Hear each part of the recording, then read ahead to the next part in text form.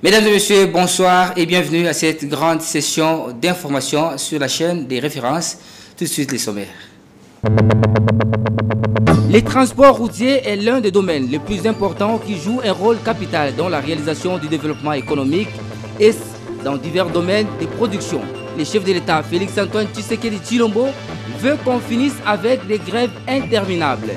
Voilà pourquoi il a présidé une réunion tripartite à laquelle ont pris part les gouvernements, l'intersyndicale et la Fédération des entreprises du Congo. Objectif, chercher à trouver une solution rapide à ces problèmes.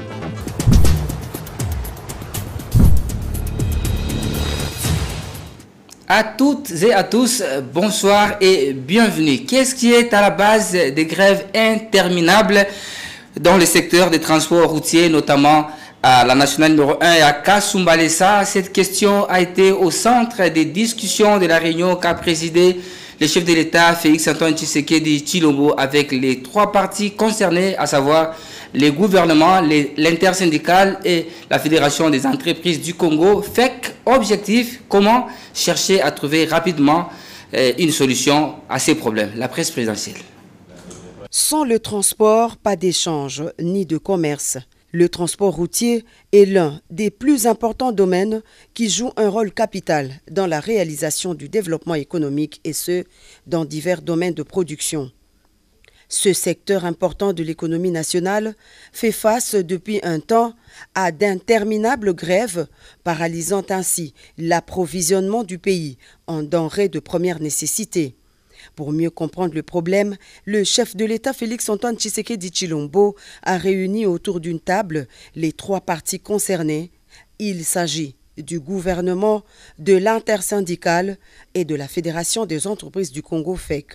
Pour la ministre de l'Emploi, Travail et Prévoyance sociale, le président de la République a voulu écouter les uns et les autres en vue d'une solution rapide. Et donc le chef de l'État, après avoir suivi tout cela, il a décidé de lui-même de nous rappeler autour de lui pour essayer de comprendre en fait quel est le problème qui fait qu'il puisse y avoir des grèves récurrentes dans le secteur du transport routier sur la nationale numéro 1. Mais aussi il s'est agi du côté de Kasumbalesa, il y a également les mêmes difficultés. Et nous avons obtenu la possibilité en fait d'aller continuer les travaux en commission pour amener des propositions concrètes au chef de l'État pour mettre fin à cette situation qui nous revient chaque année.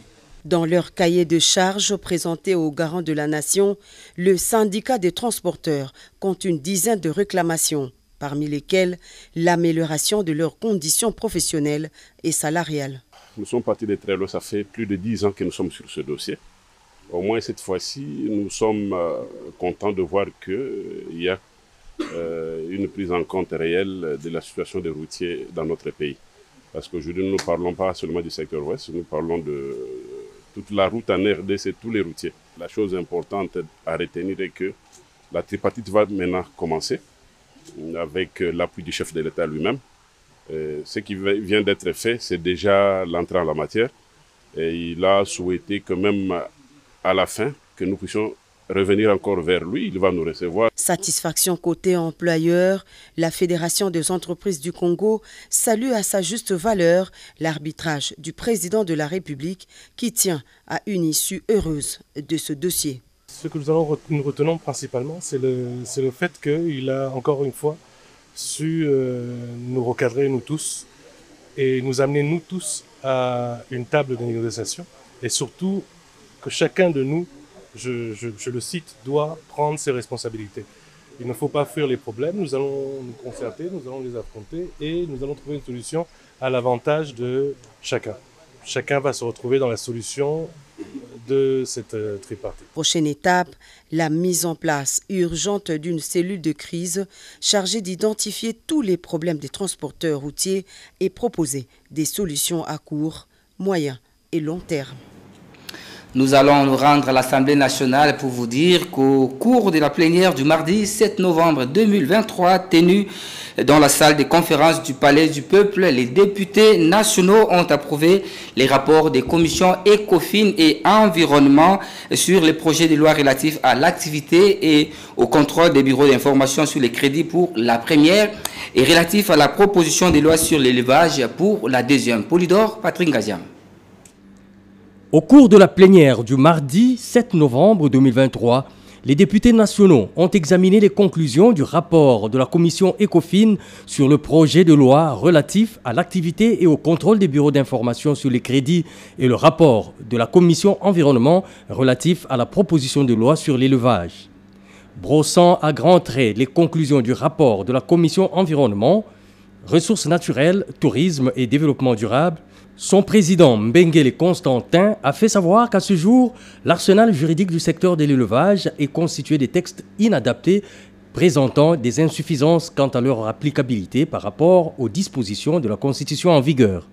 Pour lui, la présente loi est la volonté du constituant de doter l'État congolais d'une loi portant principes fondamentaux relatifs à l'élevage. Elle vise aussi à assurer la souveraineté alimentaire à des millions de Congolais et, du même coup, promouvoir le développement de l'élevage. Après débat sur ce rapport, la commission environnement a reçu un délai de 48 heures pour intégrer les amendements et 48 heures des travaux avant de ramener la loi vers la plénière pour son adoption.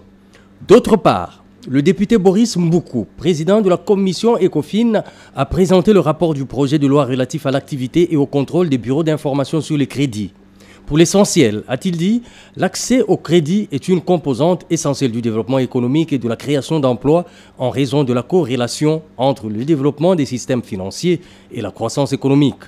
Pour lui, l'octroi d'un crédit est essentiellement basé sur la connaissance que le prêteur a de l'emprunteur. Cette loi a pour objet de fixer les conditions d'agrément, d'administration, d'exercice d'activité, de contrôle et de supervision des bureaux d'information sur les crédits en RDC, et ce, conformément aux articles 122.8 et 202.36a de la Constitution du 18 février 2006, telle que modifiée à ce jour. La plénière a approuvé les conclusions du rapport de la commission ECOFIN qui a 24 heures pour recevoir les amendements et 24 heures pour le toilettage du texte de loi en commission.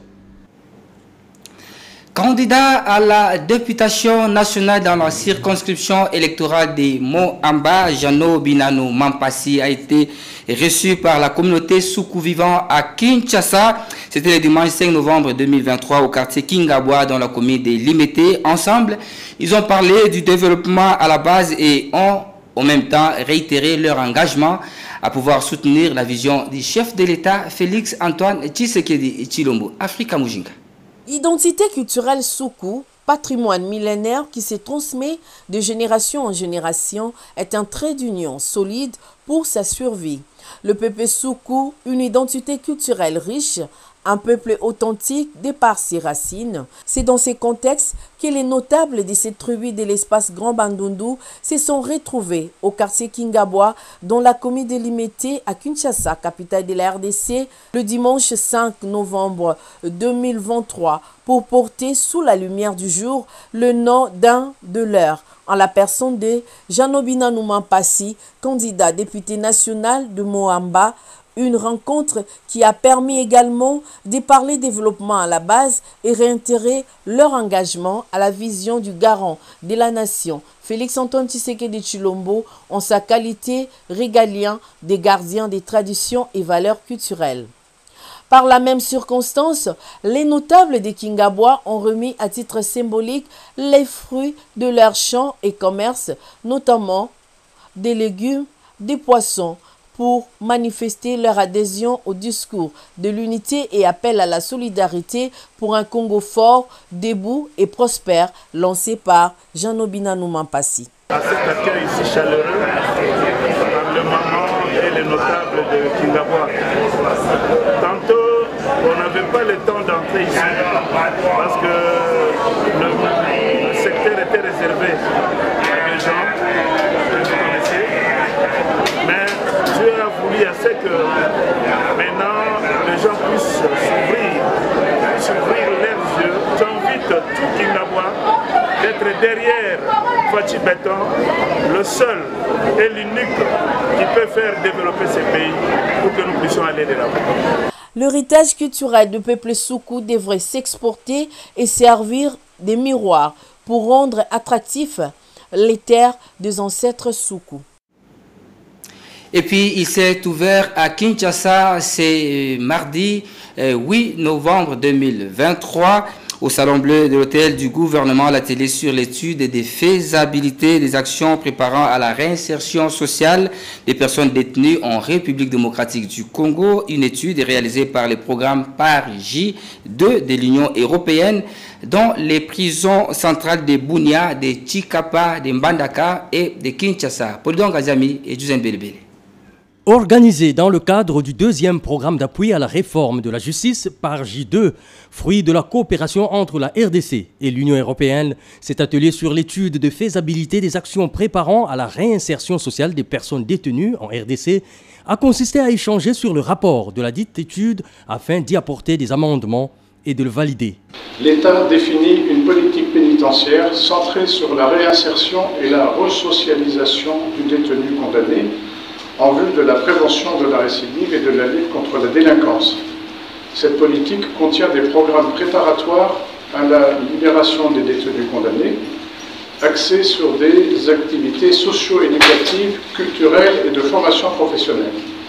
Donc c'est l'objet de cet atelier qui a vocation à entrer dans le concret pour identifier les actions qui vont permettre de préparer le détenu à son insertion professionnelle. Pour le représentant de la ministre d'État, ministre de la Justice et garde des Sceaux qui a ouvert les travaux qui s'étalent sur 2 jours, cet atelier tombe à point nommé. L'administration pénitentiaire de la RDC est dotée d'une nouvelle législation. C'est la loi numéro 23/028 du 15 juin 2023, déterminant les principes fondamentaux relatifs au régime pénitentiaire. Celle-ci prévoit que l'État congolais doit définir une politique pénitentiaire qui sera centrée sur la réinsertion et la resocialisation du détenu condamné en vue de prévenir la récidive et de lutter contre la délinquance. La présente étude vient donc à point nommé. Elle nous permet déjà de réfléchir sur la question de la réinsertion sociale. L'étude des faisabilités des actions préparant à la réinsertion sociale des personnes détenues, avec un accent particulier sur les besoins des femmes, des mineurs détenus et des autres groupes vulnérables, avait pour objectif global de renforcer l'état de droit et promouvoir la démocratie en RDC, et de façon spécifique, de contribuer à l'amélioration de l'indépendance du pouvoir judiciaire et la performance du ministère de la Justice. Cette étude prévue pour 3 mois s'est plutôt déroulée pendant 6 mois dans les prisons centrales de Bunia en Ituri, de Mbandaka à l'Équateur, de Chikapa au Kasaï et à Kinshasa, zone d'intervention du PARJ2. Elle a ciblé une population de 3300 détenus et a utilisé un échantillon de 13%, soit 418 détenus. Pour chaque prison centrale, il a été procédé à un état des lieux détaillé et documenté des actions préparant à la réinsertion sociale des personnes détenues, ainsi qu'à la production des projets types d'actions de formation professionnelle, avec un accent particulier sur les besoins des femmes, mineurs détenus et autres groupes vulnérables. Enfin, cette étude a permis d'élaborer des cahiers de charges pour la réalisation des activités de formation professionnelle des personnes détenues. Correctif, cet atelier a été plutôt ouvert ce mercredi 8 novembre 2023 et non mardi, comme je disais tantôt. Une grande tête d'érosion menace la population du quartier Kengo. Nous sommes dans la commune de Selembao, mais le constat malheureux est celui de constater qu'aucune autorité n'a effectué une descente sur les lieux pour s'imprégner de la situation, alors que cette érosion surnommée Matondo a déjà emporté plusieurs maisons et même endeuillé beaucoup de familles. Suivez ces reportages. Il y a de cela près de 37 ans qu'une grande érosion menace les habitants et la population du quartier Kingo, plus précisément dans la commune de Selembao. Matondo, c'est le surnom que les habitants de ce coin de la capitale ont donné à cette érosion qui a emporté plusieurs maisons et endeuillé bon nombre de familles. Malgré ces drames, aucune descente des autorités du pays pour s'imprégner de la situation ni lancement des travaux pour y remédier. Conséquence, difficulté pour les habitants et usagers d'atteindre les grandes artères, notamment UPEN, si ce n'est pas par des raccourcis inappropriés. Bana 1986 nazaki na ndako 8 mètres sur 6 awa ekende mona kasute ta sa trace ezate eloko to ko lancer yango biso to lobaka muta ko kuna biso libulu o to kamati ba vote pesie poto enclavé même les royers nzela ko l'éclisate to duso kana bato pangwa bat eza normalité to sana bamboka te mais to sana ville de Kinshasa yango ba konzi batale biso libulu o bana 86 lelo oya badadinge banika kasiko terese yango anezo omoni yango e komi déjà na mai bongo biso mabeni to sala na kachenking kaka na sima SK wana libulu munene eza na sima SK wana soko bongo bakonzi boyebi yango be boyeba kango te. À l'allure où vont les choses, surtout dans cette période pluvieuse, cette partie risque de disparaître de la carte géographique de Kinshasa. Tant que sombaki bakoto le boulot ezalaki moke. À fur et à mesure mvula zoleka azoliaka na se azobendaka mabele azobenda mabele zokita érosion pe ezoya munene. Tozalaki kutu na ndoto te qu'un jour que mabele bandako ekokoma boye. Bon. Lokola mvula soki beti makasi elie mabele kiti soki elie mabele kiti donc yango moni situation tozovivre. Bon libulu wana monene eza nsima na ngai ezali érosion esali bambula ebele tikino ekokoma na niveau oyo érosion oyo bato bake wana bato bakufi na nombre moko toko koloba te population oyo ekoko faire partie ya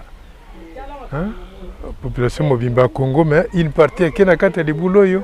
Abandonnés à leur triste sort, les habitants du quartier Kingu ne jouent que sur la réhabilitation de cette partie de Kinshasa. D'où l'appel est donc lancé aux autorités compétentes, plus précisément à celles de la capitale, de trouver des solutions idoines.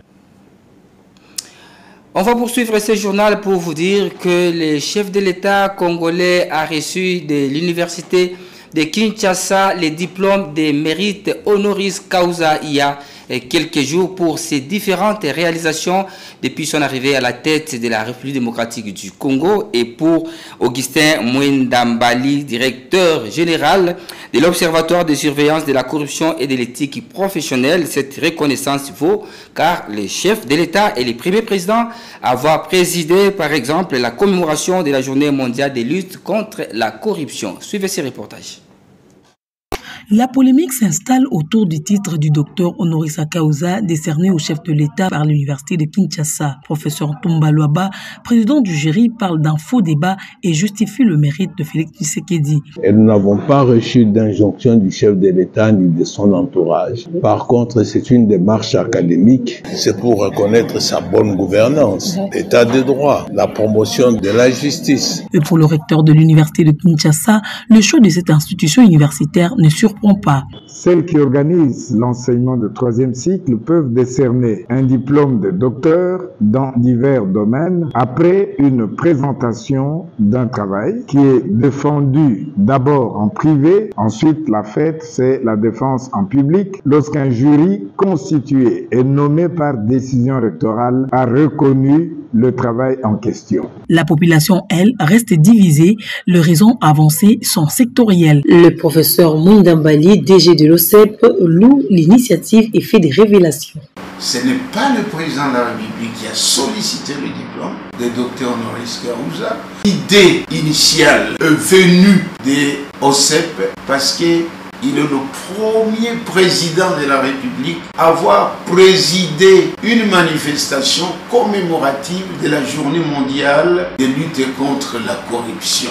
Avoir défini clairement sa vision de lutte contre la corruption, d'organiser un procès sur la lutte contre la corruption, ce genre d'action méritait d'être récompensé. Rappelons que le chef de l'État Félix Tshisekedi a été honoré jeudi 12 octobre 2023.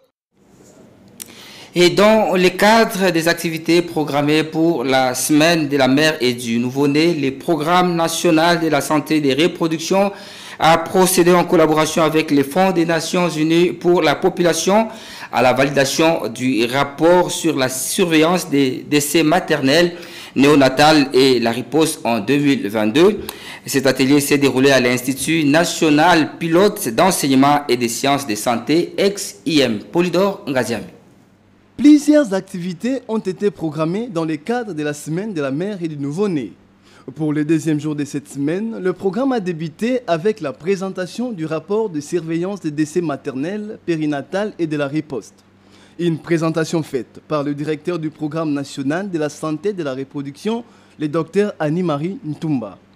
Ce rapport, axé essentiellement sur les tendances de décès liés à l'accouchement, a été réalisé en 2022 par le service de ce programme spécialisé du ministère de la Santé avec le concours de PTFS, dont l'OMS, l'UNICEF, l'INFPI, l'ONIFAM, l'ONISIDA, la Banque mondiale et d'autres partenaires actifs dans les domaines de la santé, de la mère et du nouveau-né. Nous avons vraiment des chiffres de décès de femmes qui sont décédées l'année passée à la suite des accouchements à travers le pays. C'est près de 7 000 femmes qu'on a perdues et près de 68 000 bébés qu'on a perdus aussi parce qu'on n'a pas fait ce qu'il fallait faire pour qu'ils ne puissent pas décéder. Dans ces rapports, les responsabilités ont aussi été dégagées. Il y a nous, les prestataires, qui ne donnons pas le bon soin toujours. Il y a le manque d'équipement. Il y a la communauté qui ne prend pas la bonne décision, c'est-à-dire aider la personne enceinte à aller déjà vers le personnel médical. Mais maintenant, je pense que comme la barrière financière est coupée avec la gratuité de maternité, la communauté va aider les femmes enceintes à aller tout de suite déjà vers l'hôpital dès qu'il y a les premiers signes de grossesse ou les premiers signes de danger. Ce mercredi, troisième jour de la semaine de la mère et du nouveau-né, a été consacré à la jeunesse. Un forum a été organisé et plusieurs problèmes de la jeunesse se rapportant à l'accouchement ont été explorés. Vous aviez reconnu la voix de Fofana Moukoubi pour les rendus de ces reportages. Les mêmes Fofana nous informent aussi que les habitants de la commune d'Ngiringiri se plaignent de la lenteur qui prennent les travaux de construction de la route Ngiringiri-Birmanie. À cet effet, ils interpellent les autorités à pouvoir faire pression à ceux qui les exécutent. Lancé il y a près d'une année par l'autorité urbaine, les travaux de construction et réhabilitation des artères de Ngiringiri et Birmanie évoluent très lentement et semblent aller à l'encontre des ententes de la population de la dite municipalité. Abandonnés depuis quelques mois, ils sont repris et restent accompagnés et encouragés par certains des habitants de cette contrée. Il y avait un arrêt pendant quelques temps, mais on vient de recommencer. On avait commencé le caniveau, mais subitement, les agents ont quitté les travaux. Ils ne travaillaient pas pendant un bout de temps. Mais ça va maintenant, ils ont repris leur travail. Cette route, c'est vraiment une route d'abord principale. Ça relie le Prince du 24 jusqu'à le Lenguesa. C'est-à-dire il y a un peu déjà des bandages. Il y aura les moyens de traverser, d'aller jusqu'à Kimbam, quartier Kimbam facilement. Et on peut continuer directement. C'est-à-dire ça facilite aussi le déplacement de la population. Bon, les travaux ça passe très bien comme l'avenue Birmanie, ici ça marche. On a déjà mis les cases, il reste maintenant, on met les petits cases là, le route 15, et puis on met les terres jaunes, et puis on finit la route. L'autorité urbaine devra être encore plus regardant autour de la gestion de ces travaux, car une fois achevés, ils permettront de réduire les embouteillages enregistrés sur les routes Elenguesa, Kassavubu et Libération. Et on va prendre les condensés de l'actualité africaine en bref et en images avec nos confrères de la Voix de l'Amérique, VOA. En République démocratique du Congo, des combats opposent les rebelles du M23 à l'armée à Bambo, à une centaine de kilomètres au nord de Goma. Au moins 3 personnes ont été tuées et une trentaine d'autres blessées selon une source hospitalière. Au Mali, au moins 6 personnes, dont 3 enfants, ont été tuées aujourd'hui par des frappes sur la ville de Kidal, a indiqué un agent de santé sous le couvert d'anonymat. D'autres témoignages font état d'un bilan humain plus lourd. Au Nigeria, des hommes armés à moto ont tué 13 élèves d'une école coranique dans le village de Koussa, dans l'état de Katsina, dans le nord-ouest. Ces écoliers assistaient à la fête du Mauloud, célébrant la naissance du prophète Mahomet. En Tunisie, 5 détenus condamnés pour terrorisme qui s'étaient évadés de la plus grande prison du pays il y a une semaine ont été arrêtés. L'un de ces évadés, Ahmed Merki, surnommé le Somalien, a été impliqué dans des assassinats de politiciens de l'opposition de gauche revendiqués par des islamistes extrémistes. Ainsi prend fin cette session d'information, mais avant de nous quitter, prenons l'essentiel à retenir. Les transports routiers est l'un des domaines les plus importants qui joue un rôle capital dans la réalisation du développement économique et dans divers domaines de production. Le chef de l'État, Félix-Antoine Tshisekedi Tshilombo, veut qu'on finisse avec des grèves interminables. Voilà pourquoi il a présidé une réunion tripartite à laquelle ont pris part les gouvernements, l'intersyndicale et la Fédération des entreprises du Congo. Objectif, chercher à trouver une solution rapide à ces problèmes.